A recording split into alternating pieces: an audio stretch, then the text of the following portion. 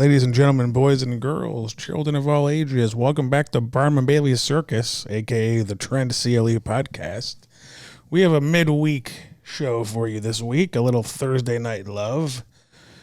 We're brought to you by Dave Ed Jewelers in downtown Willoughby. Tommy, you can make that watch yet? Nope.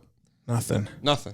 I asked him for a custom gold-plated watch, and it has my name all the way around it. That sounds sweet. Encrusted in diamonds. Nice. Rubies and emeralds. Well, and I told him I wasn't fucking paying for it either. You'll see him Sunday, so. Yeah, I didn't get my watch. No, he's all good. Anyways, he's the best, amazing jeweler in downtown Willoughby.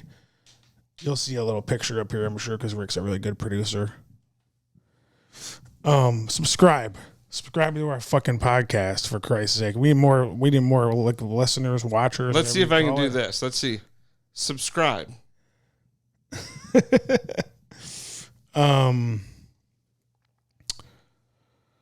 Also brought to you by So Lucky Designs. Did you see Joe's the blacksmith's Instagram? No. So if you haven't followed it, I think it's at Joe the Blacksmith. I don't want to butcher that. But he posted, they got his blacksmith shirts done. Oh, really? Yeah, and they gave it to him. Hold on, let me check it out here. Yo, it was cool that ESPN Cleveland had us. He's got it out. He was on ESPN today. What? Yeah. That's baller. Yeah, no. Did he drop a name that he was sponsored by us? I don't know. On his ass? It's Joe underscore. We're on his ass. We are on his ass. Joe underscore blacksmith underscore D. All right. But the girls made him his blacksmith shirts. Uh-huh. They're black with the gold, just like our shirts. Uh-huh. With his logo on the front that they made, and then the Trend logos on his right sleeve, and then So Lucky Designs on his left sleeve. Are they making us shirts too? Yeah, yeah. Sweet. I think they made them for us too, and then I think everybody going to the fight October 19th, and then we're in. I think they made him a walkout hoodie too. Nice. But it's gonna be pretty cool. There's like a lot of us going. We were at that the NEO Sports Park the other day. It's the first time I've ever been there for those the cage fighting stuff. That was cool, dude. I'm telling you, listen, I've gone to UFC fights, right? Yeah. Like I have fun there, but it's more like when we go to the UFC fights, like I'm a nervous wreck. Yeah, so it's like yeah. I've never really been able to go and enjoy a UFC fight. Yeah. You know, but when you go to the amateur and like pro fights, you know, at like dude, it was so cool. It's cool because there's like nobody. There's not. Well, I say nobody there. They had a lot of people there, but you know what I mean for when I'm saying maybe 200-300 people.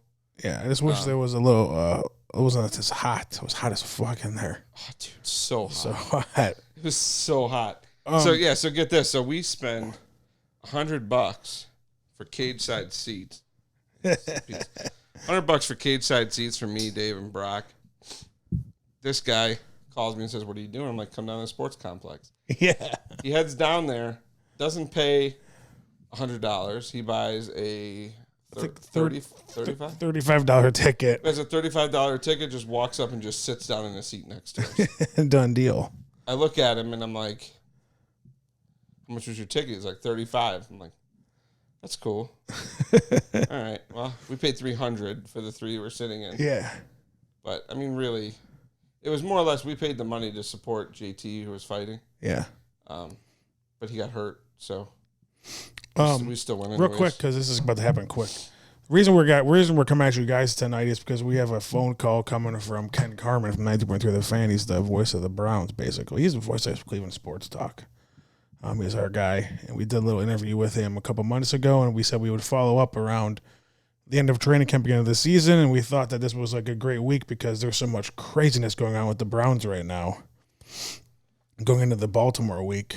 So he's going to be calling here in a minute, and we're going to be talking to him. I have a confession to make. Okay. I hate Colin Cowherd.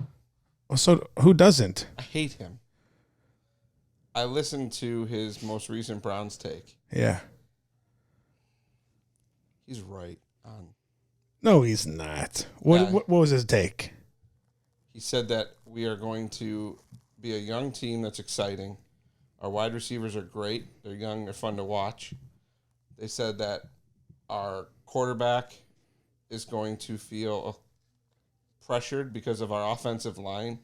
Getting rid of our offensive line was going to weaken our front, make Baker scramble, make unnecessary mistakes. Said that we're going to be a young football team that's immature and we're leading the league in penalties and total yards given up. God. He said that we have an inexperienced head coach that is Canton. That's probably my boy. You got it? Yeah. Hello. Hello. Hi. Mr. Carman, how are you? Hey, how are you? We are wonderful. Welcome to the podcast. Father Carman, do you do any sermons lately? No, not lately. I'm feeding my son right now. Oh, that sounds delicious. What are you feeding him? Milk. Oh, wow. How old's your boy? He is 4 months old. Oh, that's baller, dude. Yeah, hopefully he's our last. Yeah. I know how that goes. Yeah, Rick's got a pack of wolves over here in his house. Well, now I'm talking to you, and he just keeps staring at me like, "What are you doing?" And so now he won't. Come on, take this and go. All right, what's going on, guys? Last time we spoke, I think we were all kind of optimistic about the Browns season. And, yeah. What? Wait, you're not optimistic anymore? No, we definitely are, but we're at an impasse here. Do you not agree? Oh, Judas Priest. Wait, an impasse? You mean a crossroads? An impasse is that we can't agree with each other. Yeah, correct. Crossroad for sure. Correct, because me and Rick can't agree with each other. Oh, well, you're at a crossroads at an impasse. Yeah. So, I mean, give it to us real, man. What do you think's going on right now? Well, are we on yet, or what are we doing? Yeah, we're on. Oh, okay. I didn't know if we were on. Well, now I'm upset. We're on 24 hours a day, 7 days a week, Ken. Oh, I almost cussed. Well, I think they're frustrated. I think they might be closer than we think on offense. I don't think Baker was that bad. I don't think he was as bad as what we make him out to be on Monday or on Sunday night. There wasn't a lot of yards. He was under pressure. He really was under pressure. It got worse as the game went on because the defense was able to adjust and throw new looks, and their offensive line can't adjust yet because, I mean, hell, they went in with an offensive line that was sketchy, and then guys got hurt, and now it's even more sketchy. So you got a problem there, and then, I don't know if they're trying to run Todd Monken's offense with Freddie Kitchen calling the plays or what the hell they're doing, but it's throwing them off. It's certainly throwing everybody off and getting some people upset. But there's been a couple times where I think that against the Rams, they had a couple of nice drives. They just needed to come out with touchdowns. They could have had 3 really nice drives that came away with touchdowns. Yeah. And instead it was field goals and a touchdown, and then of course they had one that was a field goal basically from the beginning because I think they were playing for a field goal when Joe had that fumble recovery. So, I think there was a couple things that screwed them a little bit, and I mean by screwing themselves, but they need to commit less penalties, and they just need to execute the offense. The talent's there; they need to execute it now. There's things. I'm in section 113, which is right up behind the visitors' bench, and there's things you see in person that you don't see on TV. And Rick and I were talking about this, the first home game, and then we were talking about it after the second home game. Why does it seem like it takes forever for our routes to develop? Because they're running them too deep. It's just. I mean, they're. I mean, when you run 20 yards in a straight line and then you throw a hook on it, I mean, it's a little difficult. And if you look at the Rams' offense on Sunday night, like it's just the receivers on their team create such confusion with what they're doing. I mean, it's and I mean they might create confusion, but I mean I thought the Browns defense was great. I thought they played well. Oh, they did definitely for sure. But I'm just saying, like it just seems like night and day with like the plan they have of attack. I mean, it's taking forever for stuff to develop from our offensive standpoint, and like when they had their first drive that came down with 3 points, they went to the sideline a couple times real quick and picked up 10 and 12 yards. Yeah. So those were 2 passes and 2 first downs. Yeah. Then they kept moving quickly. And there were a couple of real quick squirrel routes. There were a couple of real nice passes throughout there. They did well in that drive. I mean, their thing needs to be quickness. They need to be quick. I think every team should want to do that. They're just not doing it. The thing that they not the only thing, but the thing they got better at, I thought, against the Rams was getting out of the huddle, Yeah. getting the play ready quicker. Yeah, they were definitely better at that. Yeah, I thought that was better for them. But there were some things obviously that they just need to clean up on the offensive side because it looks like that defense is there. But it's amazing is you got a quarterback that does have talent and all that happens. So they got to get that figured out. Okay, 2 questions because I want an honest opinion about this. The 4th and 9. What do you think his thinking was there? Who? Freddie. I think Baker audibled out of it. So you think he audibled to the run? I think he audibled out of it. I don't think Freddie's going to say anything, but I think that Baker got worked up and audibled out of it. Watching that back and seeing what happened, you could see Joe Bitonio turns around and was like, "What the hell?" And then you see Freddie on the sidelines, and he looked a bit shocked. I think it might have got audibled out of. I never thought that, but I totally agree with that now that I think about it. Yeah. Well, Lima brought it up on Monday. Okay. And Lima goes, any one of the 3 scenarios, he brought up 3 scenarios. Any of them aren't good. He said Freddie felt that it needed to happen. And so Freddie called that play, which isn't good. 2, Freddie didn't know it was 4th down. Or 3, Baker might have not known it was 4th down. The most forgivable one out of all of those is Baker not knowing it was 4th down. Yeah. And so it is very believable that Baker might have audibled out of it. And you don't want your quarterback to look like a boob. That was a boob call because the only thing you can say, how do you explain that? Yeah. Baker can't sit there and say that.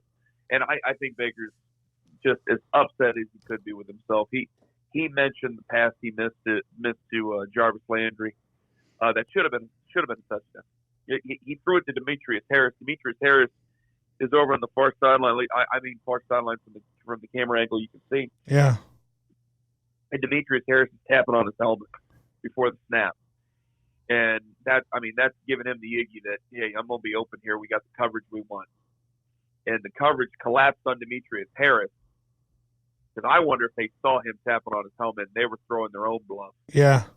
The coverage collapsed on Demetrius Harris. He threw into double coverage up top. Yeah, and Jarvis is wide open underneath.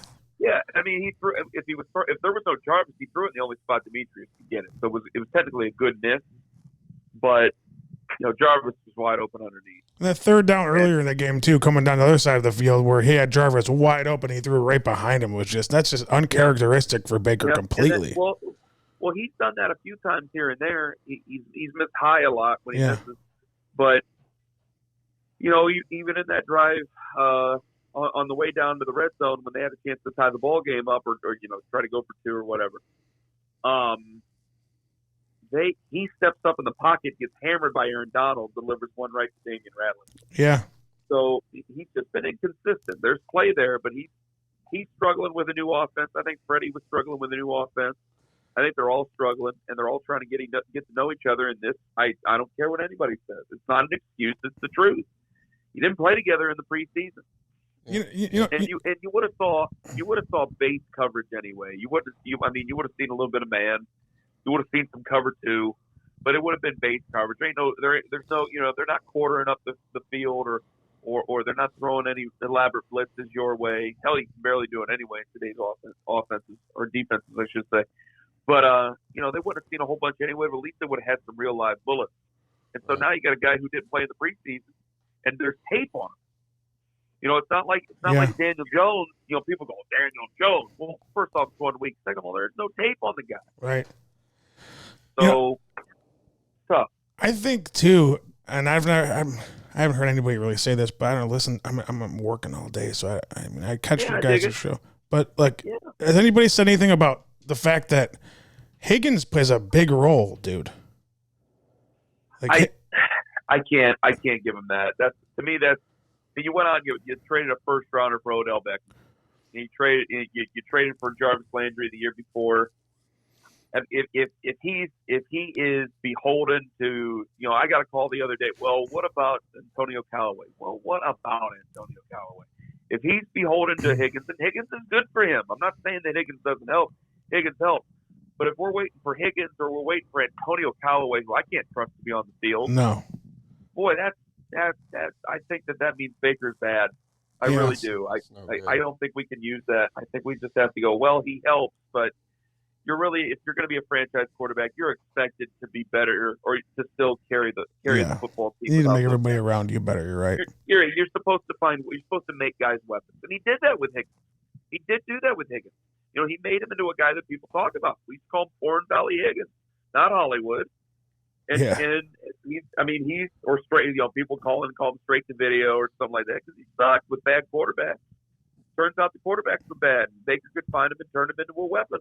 Yeah. So, there's times where I think that Baker played pretty decent, but there's times where I'm like, man, he needs a big game. He needs to shake this off and get this going because, you can tell he does not like people saying what they're saying about him. No, his body language in the last 2 games, press conferences, is horrific. Yeah. Yeah. I mean, he just with I was gonna say, it's in the language, yeah. But with the play calling aside, it's clear when Baker's playing. Unlike the end of last year, he would sit in the pocket, and I know this year you've got the issue with the offensive line, so he's scrambling like. It seems like he's so skittish. Like the second he gets that ball, he takes one look. If he doesn't see it, he bails. Do you see that changing anytime soon? I mean, because when he's running out of that pocket, I mean, it's just not good. I'd hope so. I hope so. But I've noticed in the games that they lost, the Jets it was just such a mucky, nasty game. it was horrible. But they were just so much better than the Jets.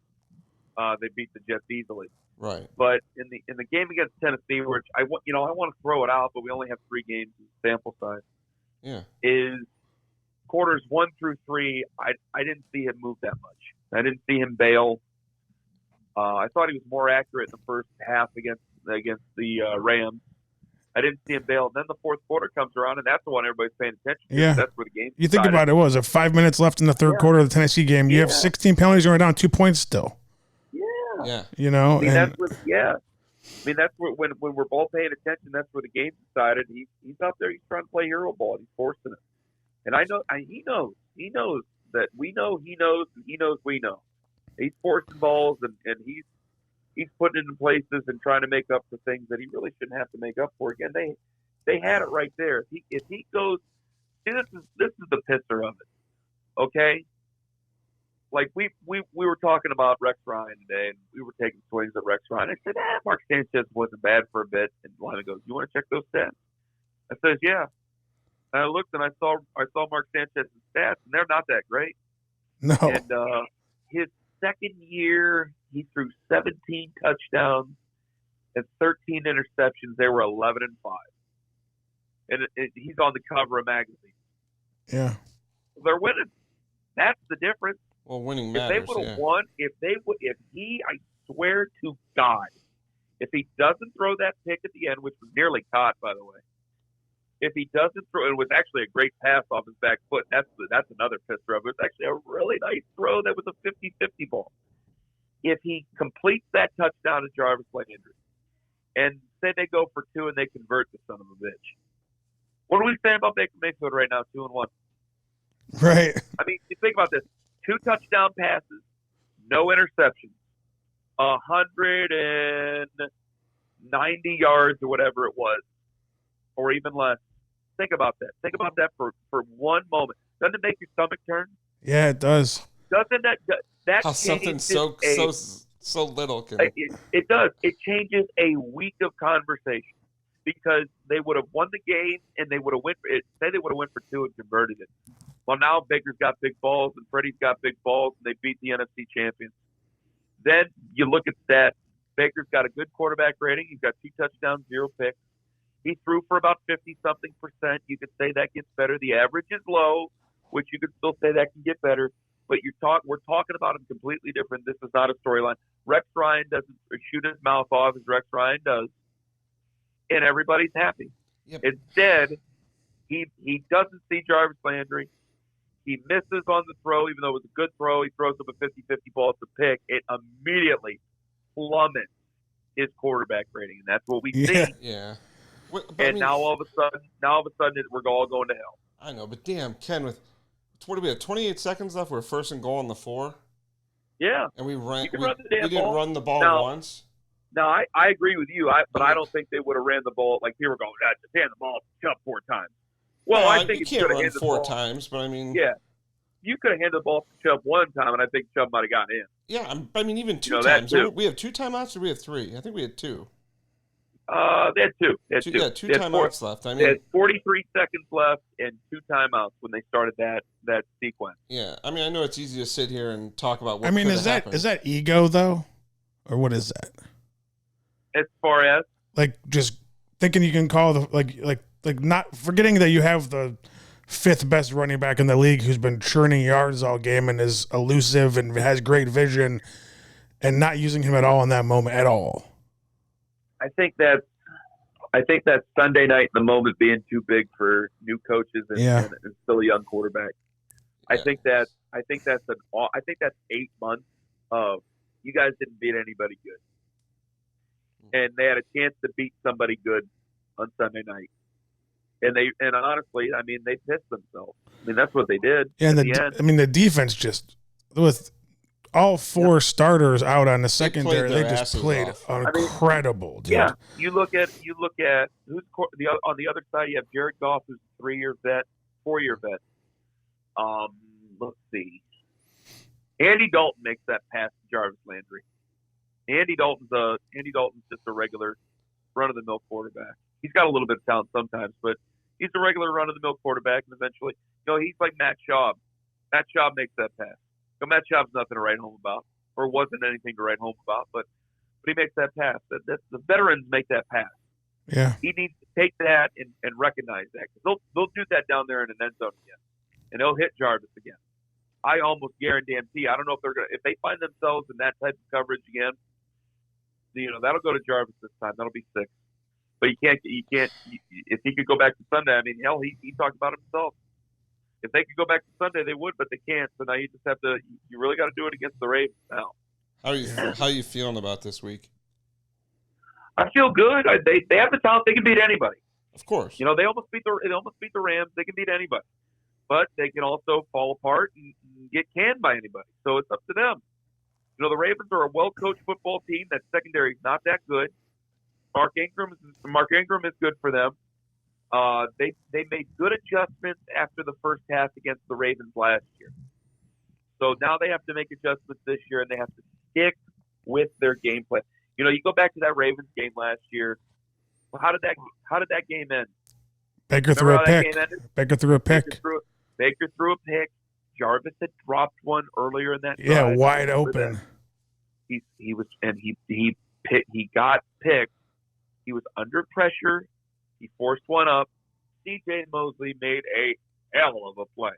I tell you what, the best thing for the Jets and for any Jets fans is that C.J. Mosley's worth the money, because that defense sucks without him. Yeah, that's true.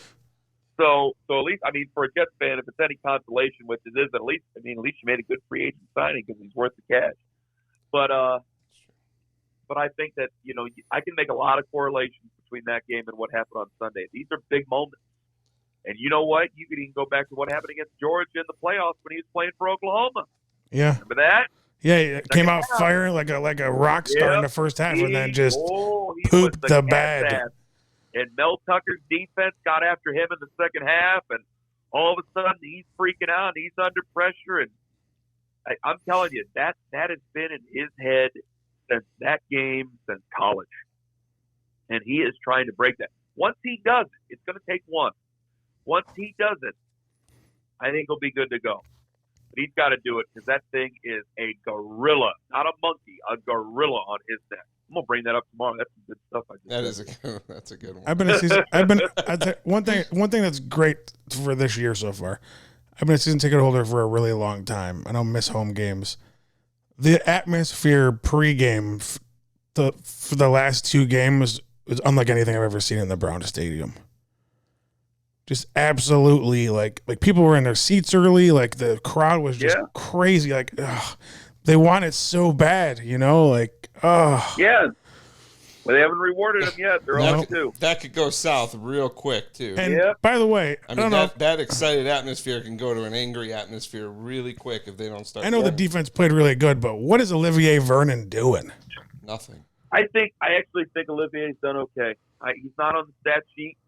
I think he's created some opportunities up the middle for Sheldon Richardson and for especially Larry Ogunjobi.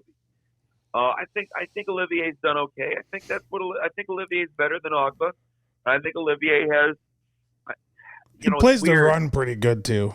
Yeah, well, that's true. That's very true. I can't say that Olivier's been great because if Olivier were great, Olivier would have a sack. Ogunjobi's, like he's borderline going to be a Pro Bowler though, right? I mean, the guy's a machine. Larry has. And I think that is also a correlation because of Sheldon, and I think that that's a correlation to or connected to Olivier. But I think that he stepped up his game. He's gotten so many more opportunities. I think that they take away, the guys freak out. Offensive linemen can freak out and they can miss assignments because of that. Mm-hmm. And obviously Miles has been stronger. Miles has been fast. He said that Greg Williams kept me to 2 moves. Well, it's kind of looking like it's true. Yeah. I mean, 5 sacks through 6 now? Through 3 games? He had a sack the other day. He has 6 through 3 games. Yeah, I mean, that's pretty damn good. I mean, you're on pace right now. I'd say someone made a joke he's on pace for 42 sacks. He ends up with 18 sacks or something like that. I mean, that's elite. He's already at a high level, but you end up with that. You end up with sacks like that. That's elite. You know the funny thing about him, I was talking to my cousin about this the other day. If you slow-mo some of these penalties he's getting for offside, it's so close, Ken. Like he's some of them you're like, that might not even be offsides. He's just so fast, those are the personal fouls. Obviously that's going to cut down, and I don't think he had one against the Rams. I don't think he didn't. Mm-mm. And then, but offside, as long as it doesn't happen too much. But it sucked because even against Tennessee, what made Tennessee so frustrating was that they had a drive. Tennessee took the lead on a drive where the Browns gave them 4 first downs. One being a false or a neutral zone on Miles on 3rd and 4. You gave him 4 first downs that drive on penalties. And there were 2 of them happened on 3rd down. One of them you should have got off the field on 3rd and 11. They called defensive PI or defensive holding. I mean, your discipline. That's another thing they got to watch out. Their lack of discipline cost them a football game already. Yeah. Right. So that's got to be better. I think Miles too, training with our boy Stipe over at Strong Style. That might help. That might help. Yeah, it's going to help. The hand speed that man's going to gain. I mean, can you imagine Myles Garrett improving his hand speed? I mean, he's so big. I mean, everything about him is massive. Everything about him physically, everything about him is a gift. He's really an interesting person all around. He's very smart. People always bring up the poetry, but I think he's almost bored by people talking about the poetry and the other stuff he does. I mean, he really has a lot of interest, and that'd be a problem if he only had 5 sacks on the year. But since he's so good, it becomes a great story. Right. And I think he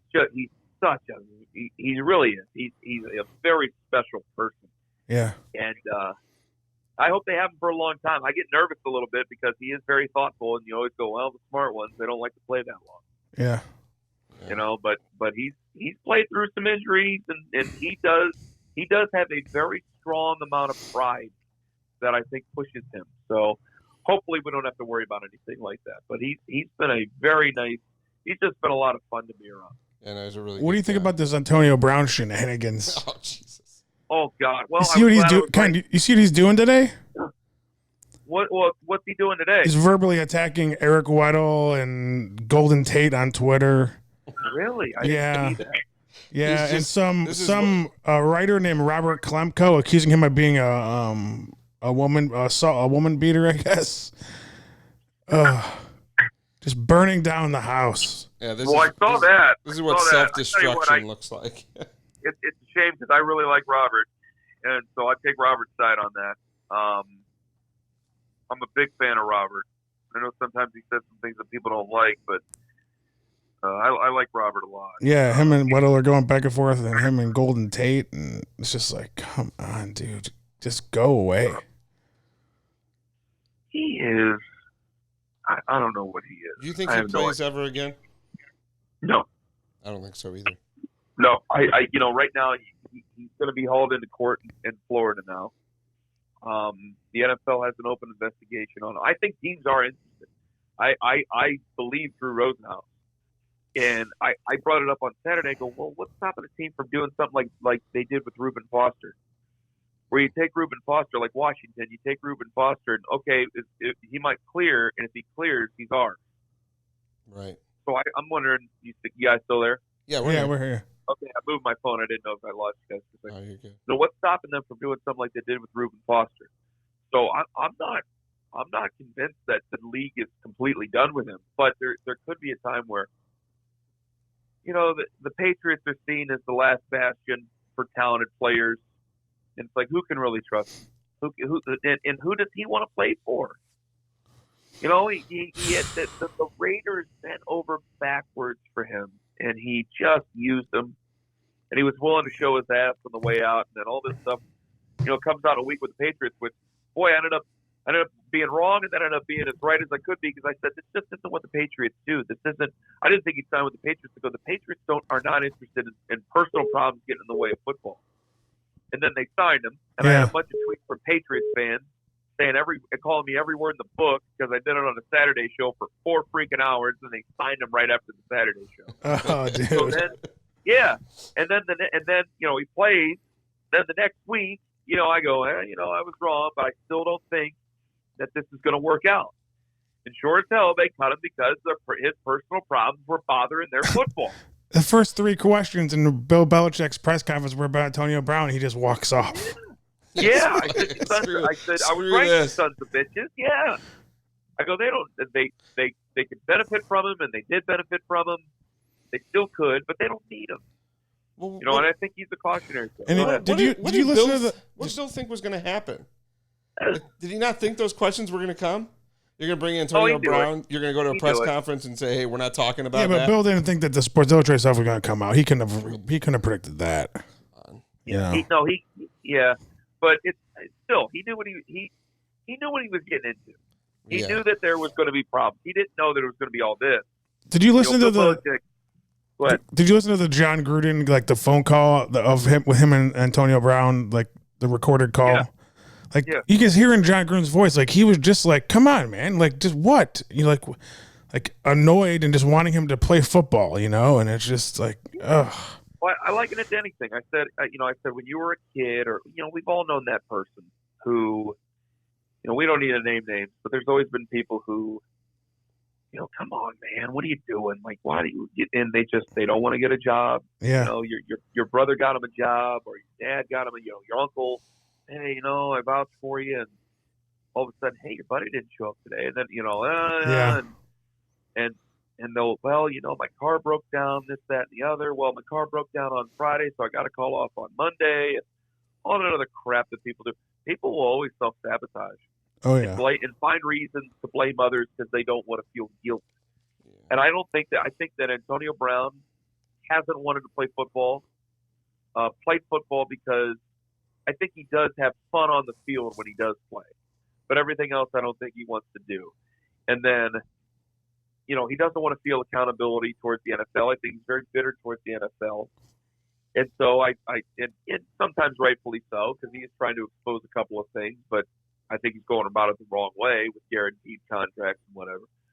But I don't think he wants to play NFL football. I didn't think back then, and obviously he doesn't now. He has had Ken, if this you time paid me last year- $50 million, I'd let you lock me in a car with the windows up 100-degree heat. Well, yeah, but I mean, you look at this time last year. He had Pepsi, he had Nike, he was well liked, and now he's a pariah. Yeah. Yeah, there's one shining moment, though. One shining light about the Browns season so far is I haven't heard a damn thing from any of the Pittsburgh fans. Nothing. Good. Well, they got their own problems. Yeah, not one single Pittsburgh fan that usually runs their mouth. Can you imagine if they were like 3-0 right now, the shit we'd be hearing? Oh, thank God. I didn't think it was. I was nervous. I really don't think Mason Rudolph's going to be much. No. Now, he could still be. I'm not basing this on one game.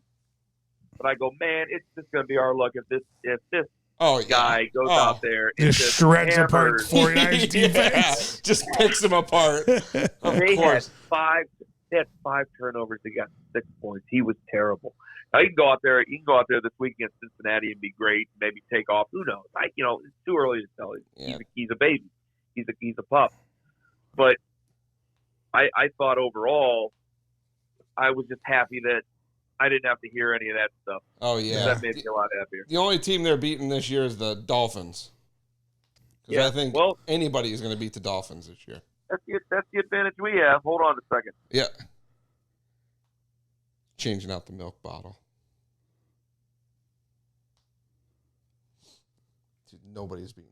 Okay, I got you again. Go ahead. Yeah, the Dolphins are beating nobody this year. Yeah, they're the worst team ever. We did the preview. I think they could be worse than the 17 Browns. They're gonna be the worst team in history. Ken, you know damn well the 17 Browns could have won 4 or 5 games legit. They should have. They should have beat the Packers. This Dolphins team ain't gonna come close. Yeah, when they lost to Brett Hundley and the Packers, I said that's it. They're gonna go. And it doesn't help that they got emo Edna as their quarterback, Josh Rosen. But the Browns have. We came up with a question. We came up with a list. Jason Gibbs came up with a list on the preview show yesterday, and it just hit me out of nowhere. Where he goes, who gets a win first, or who's got the best chance? It was who gets the best chance to turn it around, and it was the Jets, the Redskins, the Broncos, the Steelers, the Bengals, the Dolphins.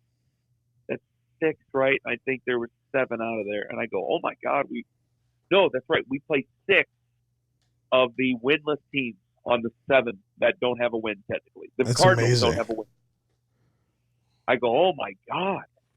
Now, obviously, the Steelers and Bengals, everybody but the Dolphins are going to have a win out of that group. I'm going, Judas Priest, if you can just get to that, first half of the season, and you're 4-4, if you can get to 4-4, I think things can really blossom. I think they can really blossom. Oh yeah, because you are playing hellish football team. When we did our picks before the season, Rick had the Browns going 1-4 to start the season, and then finishing what? 10-6. 10-6. There were a lot of people did that, boys. There were a lot of people who did that. Yeah, it was funny. So there's some people going, but it's always when you do that before the season. When we do that in July and August, it's like yeah.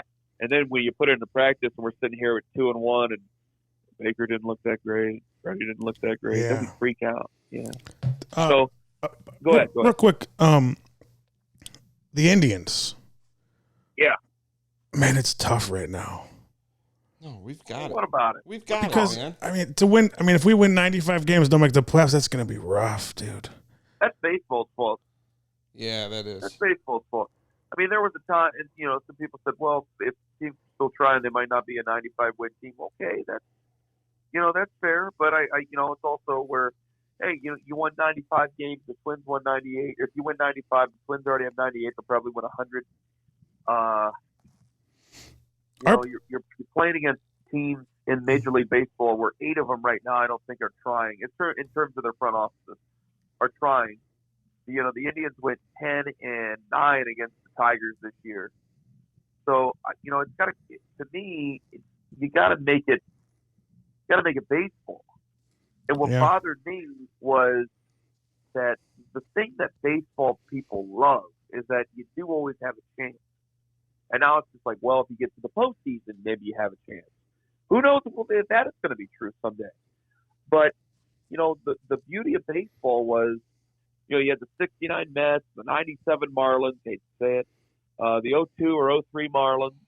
You had teams that and there's always a playoff team in there that shouldn't be there. Oh, the Rockies. Some years ago, they went to the World Series and lost. Well, the Cardinals 2 years they won the World Series from the wild card, right? Weren't the Royals? Yeah, but the Royals you could throw in there. Yeah. The Cardinals have historically been a well-run organization. The Rockies haven't. Also, the Rockies were in '07 a World Series team, and people could look back and go, "Well, they did this." Yeah, but when you go into a season, there was always that. Well, baseball's baseball, and you never know how a team's gonna get along and jive, and maybe they'll be great. And some teams, they are what you think they are. They suck, and that's the end of it. Or there were some teams that were surprised. Now, I can't do that. The Orioles started this season. They planned on sucking, and they suck. Yeah. The one positive I take from this season, so no matter what happens, whether we make the playoffs or not, in May, I kind of got like the feeling in my head, like, man, if this doesn't go right, like we're gonna lose Frankie, like Kluber's getting older, but we developed a decent amount of young guys through the season, so like there's some bright spots going into next year though too. Frankie's out of here. Yeah, I mean you're not keeping Frankie. No, do you need to? No, I don't think you do. And to be honest with you, if we had the money, I don't think I would even want to. That kind of money that these guys are demanding these days, I mean, it's just. None of them. You could. When's the last one that panned out? The only reason we're trying to sign Francisco Lindor is to brag that we have Francisco Lindor. Yeah. That's it. You can't. Okay, say you sign Francisco Lindor to $300 million. Who else you going to sign? Nobody. Oh, you might have to trade people to pay his ass. Yeah. So I love Francisco Lindor, and already I think people are starting to make me upset because they're already starting to say, well, when Francisco leaves us. No, this is the business, and we all knew this was the business. And yeah. I don't think Francisco Lindor has anything against the people in Cleveland whatsoever. When is he a free agent? I'm sorry? When's he a free agent? Oh, in 2.5 years. Well, I think 2 years. Yeah, 2 years after next season. Give me those 2 years and just goodbye. It's whatever. Okay. Yeah, well, you'd want something back. You get a ton for him. Yeah. So, I think this off season is when we start to, I hate saying it, but I think this is when we start talking about it. Yeah. And what you should get in return for him. Listen, of all the teams in Cleveland, I trust our front office the most when it comes to that kind of stuff. Oh, yeah. I mean, people say, well, he'll turn around and he'll leave us like LeBron. LeBron could have had more money to stay here. Yeah, that's a whole nother ball of wax. Lindor, yeah, the last time they offered Francisco Lindor a contract, they offered him $100 million. They offered him more than $100 million, and he turned it down because he knows he's a $260 to $300 million player, maybe 300 plus by the time this is all done. I think he's going to get. I think he's getting Trout money. Trout's God, that's a horse of a different color. But even more, that's even more of a reason. I mean, think about it. By 2 years. By the time 2 years comes by, who knows what the record contract's going to be, and who knows what Frankie's going to be in 2 years. Yeah, so I can't blame him. What am I supposed to say? No, hell no. Exactly. So I think some people kind of got their head up their ass about it, and I think they have their head up their ass about it. Yeah. On the other side of it is, I feel bad for hardcore Indians fans because we're gonna point at the Dolans again and say that it's big boy baseball and they're not playing big boy baseball, but I also know that the Dolans are still interested in keeping the team in Cleveland. I'm always worried about a new owner coming in at some point. Yeah, I mean the thing that scares me with anything, with at least historically in most recent years, we've held on to people for too long, knowing they're going to leave. Yeah. And it's just I hope they don't do that with Frankie. It's like, trade the guy. You're not going to sign him. Trade him while you can actually get something for him. Don't wait until there's a month left in the season before he's a free agent and then trade him away for something small. Does the LeBron thing hurt just a little bit more today because they just blew up the league? No. What do you mean? They won. They won a championship. No, what I mean is like him leaving. Like, do you feel a little more angry about it today, knowing that like now the Warriors aren't invincible anymore? So like, no. Like what? He could have stayed and we could have won more championships because of the way the lay of the land right now. Yeah, that's what I'm saying. I mean, I like the Cavs. It did leave. think him leaving will change because he's never coming back, at least in top form. It changed the landscape of everything forever because they'll never, unless you get a guy like Giannis, and then when you get a guy like Giannis, you're only going to keep a guy like that for 6 years maybe. Yeah, you're hoping. But he changes the landscape. I think for the good of the NBA, I think that's all in the eye of the fan. I think for guys in our generation, it's going to be a bad thing because we're fans of the teams. I think my sons won't care. I think my sons will be, I hate saying this, God, I'm just going to bother me. But I don't think they'll be, I think they might be basketball fans. I think they'll be fans of players.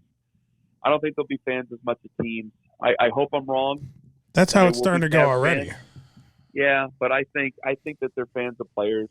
I brought this up in a story. I said, when we were in the house we're living in now, I was looking at houses online and some of the pictures that they had. I'm looking online at the pictures of the houses on, Realtor and Zillow and all that stuff. And the pictures they got, you see the little boys' room. There were 4 pictures of Golden State stuff. Oh. And the one, and it's Steph Curry stuff or Kevin Durant. And then in the one house we looked at a house in Hudson, and sure as hell, this kid's got a bunch of Kyrie Irving Boston stuff.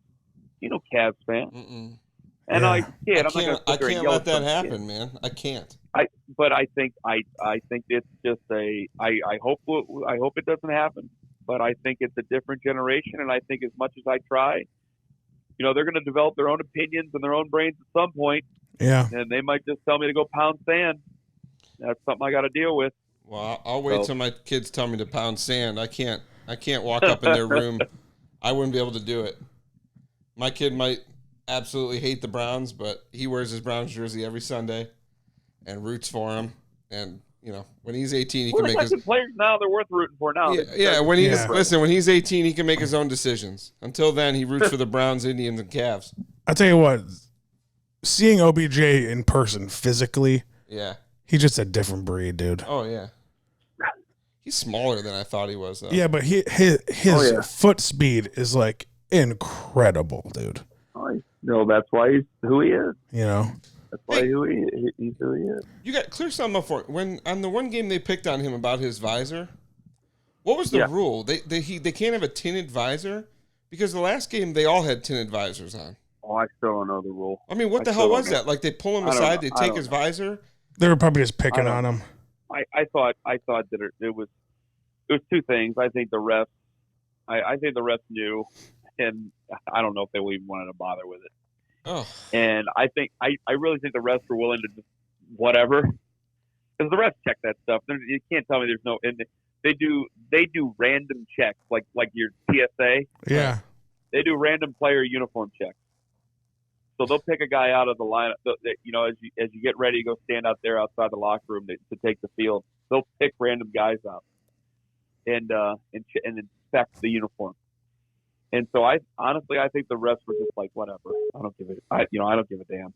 And then on third down, because the Jets aren't stupid. They just went, hey, he's got a legal visor on. Yeah. And for I've whatever never seen reason, that happen. they didn't want to, because technically it's a rule, and all rules are supposed to be about safety and fair play. And so they said, well, that's either, I don't think it's an advantage, but they said that's illegal. And so you can't let them finish the drive right off the field on 3rd and 5. And I thought Odell gave the proper response. Odell said he cost him. He thinks he's being singled out, and he is. Yeah. But he gave the proper response. He said he cost him. And ultimately, the responsibility does fall on him to fall within the guidelines of the uniform. I support him for his watch. It's never going to happen again. Well, at least not after this season. I mean, the NFL's going to write that in. Right. But I support him on the watch. I love it when guys find loopholes and find ways to make money for themselves. So I'm fine with that. I mean, honestly, what's it matter? Fine with that. What's it matter? Say what? It doesn't. It really doesn't. The only thing that matters, the only reason it matters is that Richard Mills, who made the watch, is not an official NFL sponsor. Yeah, I mean, it's just asinine to say no if hard they objects. So they need to get their money from him, from Richard Mills, and they also need to make sure that that's taken care of, because they don't want Adidas and Under Armour and all of a sudden all these other ones showing up because, well, wait a minute, you didn't do anything to OBJ about his watch. Right. They don't want that. They don't want any of that going on. Everything. This goes back. You guys remember Jim McMahon? Yeah. Anything you wear on that field is subject to them. And I actually think they're right about this. I just love when guys find loopholes. But anything that you wear on that field is supposed to be NFL licensed. And if it's not NFL licensed, you ain't supposed to be wearing it.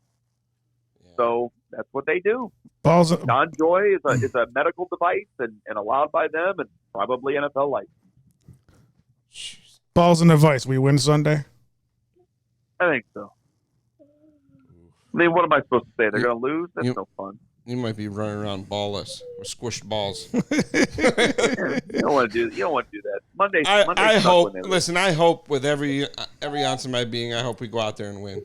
I mean, yeah. Because I'm just looking at. I'm not even looking at the game or just the fact that I just look at what if we go out there and just get embarrassed. Like, what does that do? No. What does that do for the season? Yeah, but what if we go out and win? What do we do? Do we just absolutely win? I'll be the happiest man in America. Oh my God. I want to ask that tomorrow. I go, we've had such an up and down 3 weeks here. This will complete the month. We'll be 2-2 at the end of the month. If you win, Baker would probably have had to play well. It's not a guarantee, but Baker would probably have had to play well, or at least look okay. Defense will have played well. You have beaten Lamar Jackson. Okay, it's hard to do. So, but how do we react? Because we're only a month into the season. What do we do? Here's the bottom line. Now, I want to know that tomorrow. I go, if they win, should I come in here on Monday morning and do air horns and do Super Bowl Super Browns and have a 4-hour-long pep rally and a celebration, or should we go, all right, we got that. Now we're going to have to get ready. We go over the game, and now we got to get ready for the 49. No, fuck yes, you have the Super Bowl Super Browns. You want to know why? There you go. You beat the Ravens on the road. Yeah. You're going into New England 4-2. Because I'm looking at this and I'm going, wait, you played better against the Rams, and they're the NFC champion, and you lost, and then you beat the Ravens, and they're a playoff team. So you're on all of a sudden you go from 1-2, and the sky is falling, and people are calling me up on Monday morning saying Freddie should be fired. You're in the driver's seat, and now you're right where you need to be. Mm-hmm. I mean, that's what's on the line on Sunday. Here's my only issue with Freddie so far, besides the 4th and 9, but I think it's explainable by Ken's humble opinion. Well, now that's an opinion. Exactly what you said. I agree with that, though. That's the first time I've heard it, and I totally agree with it. We won't know, and we won't know unless something. Here's the only thing that bothers me about Freddie so far. What? Listening to him in the post game on Sunday night, he just sounded so rattled. He's upset. And I just, it sounded like he was just like he just, maybe he just got blindsided. He's an emotional boy, just like the rest of us. Yeah. He wanted to win. He knew how close they were with winning. He knew he was going to be ripped. I tell you what, if he didn't call that play, he knew he was going to be ripped apart for it. And plus, I mean, wouldn't you be upset because you have to sit there and swallow a horrible decision? If that was checked out of and that's what they ran and that was not your call, could you imagine having to sit there and take that? Especially with the small town savages we have on the beat that just want to tear into them. Oh, come on now. Oh, come on. I love every one of them, but man, they're just waiting for something bad to happen. Yeah. Listen, we appreciate you joining us, man. We love talking to you. And thanks for having me, you guys. We'll talk again later on in the football season, all right? Awesome. Definitely, Ken. Best of luck with your son. Thank you, guys. See you later, Father Ken. We'll see you. Bye-bye. See you, buddy. Nice. So, I think you're right. On his side of it, he does have a connection there with Freddie and stuff where he's got to kind of keep it. Yeah. I think boiled down deep inside that man, though, is a flame that's burning like us. That's what the hell? You can hear it. You can hear it want to come out of him. I respect him for his take on it and keeping it low key. I can't do that. Yeah. Our play calling's atrocious. Our offensive line's atrocious. Baker's running for his fucking life. And I'll tell you something else. We haven't thrown the ball deep to. You've got two of the most electric wide receivers in the game, and you won't throw the ball past a screenplay. It's how do you get? I'm going to ask you that honestly because he kind of tiptoed around it a little bit. But how in God's name do you tell me that Baker is going to get comfortable again in that pocket and stay in there? I don't know. How? I don't know. You either are or you're not. Like Last year, he stayed in the pocket. there's two things you can't change: Instincts. instincts and accuracy. And what's his instinct to do? Run Bail. right to the right side. Yeah. Wait till the Ravens pick that up. You don't think they picked it up already, bud? I'm just saying. Yeah, wait till they stack the right side. I mean, then what? When his instincts to run right and there's a wall to the right. I don't know. Maybe that'll force him to stay in the pocket. I don't know, but I mean, We'll see Sunday. the fucking play calling, though, is just, I mean, Atrocious. the 4th and 9 thing, I didn't really think about that way if Baker audible. I mean, Makes sense though, right? how do you not know it's 4th down? How? I don't know. I mean, you're... Maybe his wife. know what it is? Maybe his wife came home and was like, "I was with Leroy last night Yeah. down in the flats, and we. I'm sorry I didn't come home." You said it would be easier to understand if that was the case, or Ken said that. That it would be easier to understand if they didn't know it was 4th down. I would. I think it would it's be the easier fucking for me opposite. to. I agree. I wanted to say that to him, and next time we have him on the phone, we'll tell him. Yeah. I think it would be easier for me to accept the fact that Freddie was just ballsy and wanted to think he could catch Yeah. him off guard on That 4th was and 9 it. with the run. Or, hey, I fucked up. Right. I called the wrong play. Right. The Baker thing is worse for me. Wrong situation. I called the wrong play. I made a mistake. It's on me. My quarterback doesn't know it's 4th and 9 and the audible is That's that. trouble. Oh, That's trouble. Yeah. That's trouble.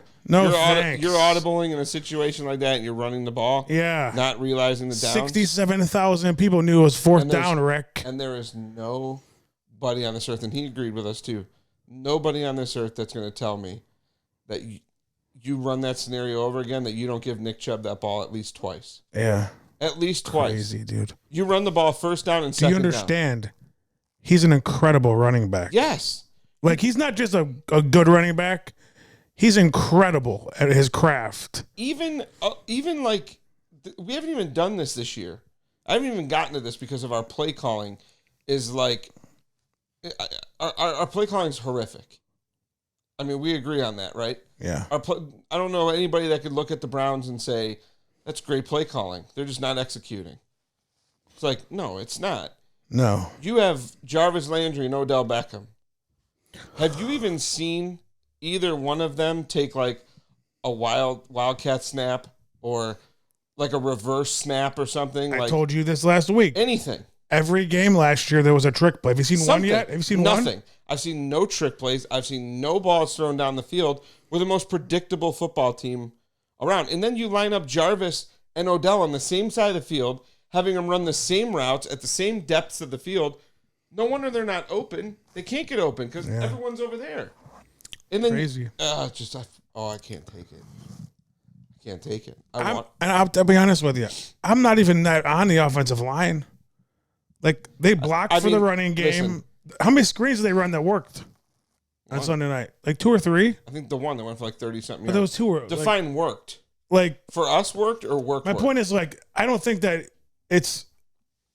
getting murdered and like Okay. it's an excuse for Baker to not be playing well. Put it this way. If you take all your screenplays together and you add up the yardage for all of them combined,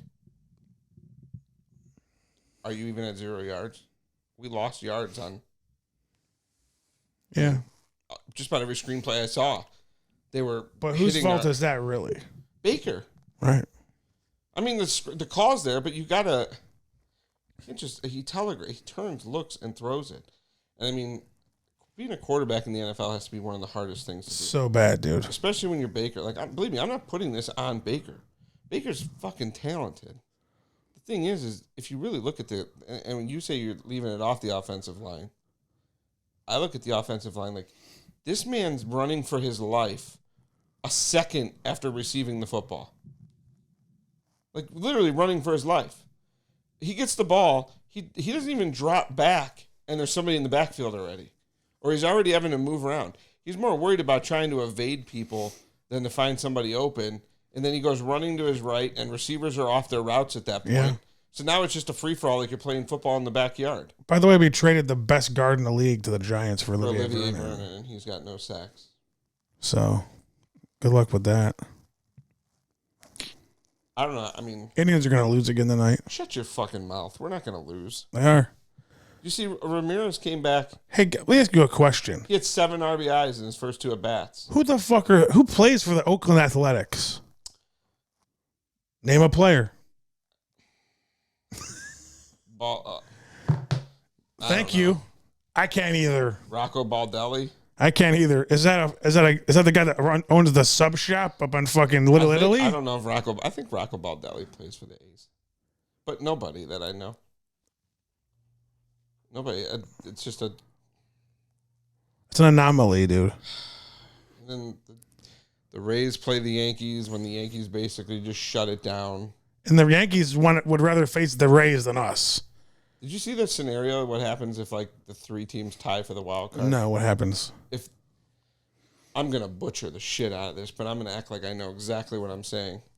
So if we tie the A's and the Rays for the wild card, there is a choice that gets given to the teams to pick what they want to do.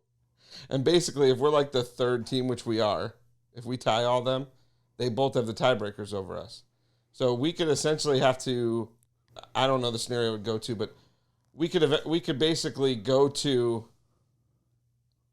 Tampa Bay and have to play them in a winner take all. If we win that, then fly to Get out of here. No, dude. no. You're You have to lying. go to Tampa Bay because Tampa Bay would be Team B. We'd be Team C. So we would have no choice. Oakland would get to pick what they want to do, whether they want a home game or they want an away. There's like a scenario that they get to pick.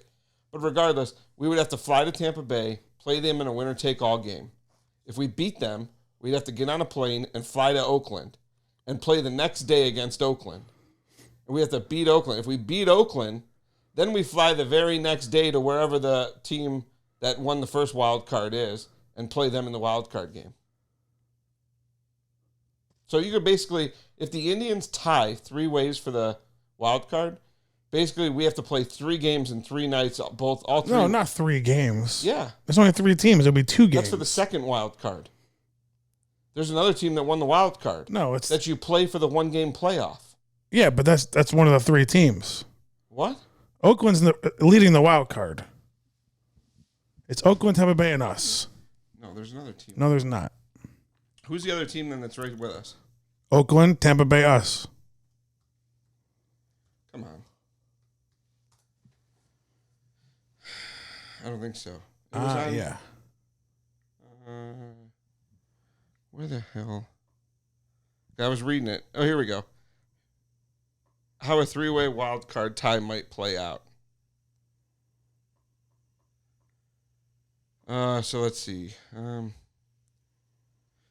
As of this, Oakland, Tampa Bay, and Cleveland were expected to choose or receive their A, B, or C designations for the potential tiebreaker tourney. Either today or Friday, according to source, while it's still going to take a bit of mathematical miracle to make this happen. Let's just get down to where it would happen. What happens if the A's, Rays, and Indians are all knotted up? 2 games have to be played first just to get to the wild card game. So on September 30th, Team A would host Team B. The winner of that game would proceed to the AL wild card game on Wednesday, which would be the next day. On Tuesday, October 1st, the loser of the game between Team A and Team B would travel to face Team C in Team C's park. The winner of that game would also proceed to the wild card game. The winner of the wild card game would then face the AL's number 1 So we seed. essentially could lose the first game Yeah. and then win the second one and still make it. No. The loser... What the fuck? The loser between Team A and Team B. Team Right. C... Okay, hold on. So Team A and Team B are the bottom 2. So they play. Team B... Right. So let's say here's what it is. The Indians will play the Rays, let's just say. Okay. Whoever wins our game goes to the wild card game. Then the loser of that game plays the fucking Athletics, and whoever wins that game goes back to play them for the wild card game. That's insane. Either way, if the Indians 3-way tie, which probably won't happen, but if we 3-way tie, we have to run a gauntlet in 3 days Yeah. to even make it to the playoffs. Yeah. I mean, if you're that team C, team A. Or B. Let's just say we get team A. You better have a deep bullpen. You're playing 3 win-or-go-home games in 3 days. Clevenger's going to be out there throwing with his ankles. He's going to be out there trying to pitch left-handed. I mean, that's just ridiculous. Yeah. Yeah, so because the A's won the season series over the other 2 clubs, they would have the first choice of designation. The Rays, who won the season series against the Indians, would choose second. The Indians would take whatever's left over. No coin flips. So the A's would obviously choose A. 2 shots of advancing, the first which would be at home. Yeah, so. Jesus. Well. I mean, it's just who comes up with this stuff? Like, why can't you just say, hey, you didn't make it? Yeah. Tiebreaker, you lost. Sorry. Yeah. I mean, at that point, you're basically, well, they get some playoff games. They make some more money. So we got a Michigan guy on tomorrow? Yeah, Mark, if he comes on. All right. I'm going to destroy him. Mark? Yeah. I'm going to destroy your boy Luke, too. Luke's fired up. I told him there was an open. Send him in. I told him that there was an open spot on the show, and he just, I don't think he doesn't want that smoke. I don't think he does either. Let's call Mark and just make sure he's good for tomorrow, and just let him know what he's in for. Okay. Let me talk to him. What's up, man? Hey, Mark, how are you? Good. How are you? Oh, just doing pretty good. What's going on? Hi, Mark. Hi. We're on our podcast right now. We're just double checking to see if you're going to still join us tomorrow and face the music. Oh, dude, I'm in. I got some more rants in me about Michigan football. That counts. Yeah. Are you finally? Will you wear a Buckeye jersey? Fuck no. Please. No. How could My grandmother would roll. My grandmother would roll over in her grave. I heard they're demolishing the big house and putting up a retail and condos. They could be. They could be. Hairbaugh's going to get fired. I mean, shouldn't he get fired? By the way, you're on the air with us. Oh, am I allowed to swear? Oh, my bad. Of course you can. Shouldn't he get fucking fired?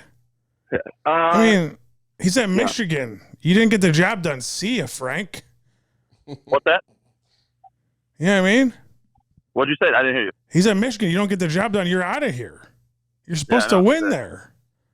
Well, I was reading this. I'll tell you guys this real quick. I'm sure you guys saw this. But Michigan under Jim Harbaugh is 0-4 against Ohio State, 1-9 versus top 10 opponents, 0-7 as an underdog, 1-6 on the road against ranked opponents, 5 losses by at least 21 points, including 3 of the last 5. Here's the most amazing stat of the day. Fuck your stat. John Cooper, who was like an abysmal coach for the Buckeyes, That was awful. has more wins against Michigan than the last 3 Michigan coaches have against Ohio State. And Brady Hoke, of all people, was the last one to beat Ohio State. So bad. It's so bad, man. I see you guys. There was actually a stupid rumor out there that Herb was going to go coach the Wolverines. Well, nothing to do with Urban Meyer. Nothing. Urban Meyer. Yeah. Whoa, dude. Trust me, you guys want a lot to do with Urban Meyer. If he called you guys, it'd be like the hottest chick in the world calling the ugliest guy in the world, and they'd be like, "Oh no, I'm not interested. Fuck that." Yeah, right, dude. You'd be inviting him over and having a steak dinner ready for him. Get out of here. He's just a snake in the grass, dude. Oh, Mark, I can't wait for tomorrow. Here's the bottom line. Let me tell you one thing. I gotta go because you're annoying me already. Yeah. Like Buckeye fans. Here's the thing. Urban there's only one way Urban was gonna leave, because he knew that Ryan Day was a motherfucking savage. Bottom line. You guys haven't played anyone. You guys playing St. Ed's next week? I mean, who's next? Well, you guys got beat by. No. Hell no. To the no.